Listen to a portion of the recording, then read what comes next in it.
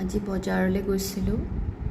সাধাৰণতে ত্ৰিভেন্দ্ৰমত কৰ্দৈ পোৱা নাযায়, কিন্তু আজি কৰ্দৈ পালোঁ। কিন্তু কৰ্দৈটো বিৰাট কেঁহা, গতিকে ভাবিছোঁ অকণমান জ্বলা মিঠা টাইপ বনাম।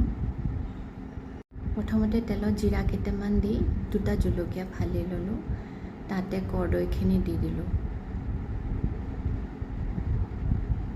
অকণমান সময় ফ্ৰাই কৰাৰ পিছত তাতে হালধি, তাৰপিছত নিমখ দিলোঁ আৰু ভালকৈ লৰাই ল'লোঁ।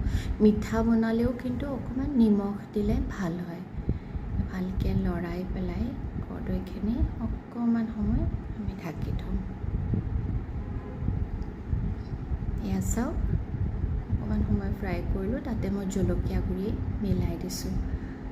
জলকীয়া গুড়িখিনি মিলাই আৰু অলপ লৰাই পেলাই আৰু অকণমান সময় ঢাকি থ'ম।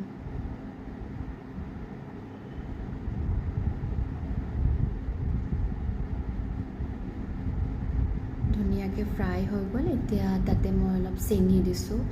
মোৰ হাজবেণ্ডে মিঠা খাই ভাল পায়, গতিকে ভাতৰ দাঁতিত এনেকৈ অকণমান মিঠা কৰ্দৈ দিলে চাগে ভাল পাব, কিন্তু মই অকণমান জ্বলা ভাল পাওঁ, গতিকে জ্বলা মিঠা কৰিছোঁ।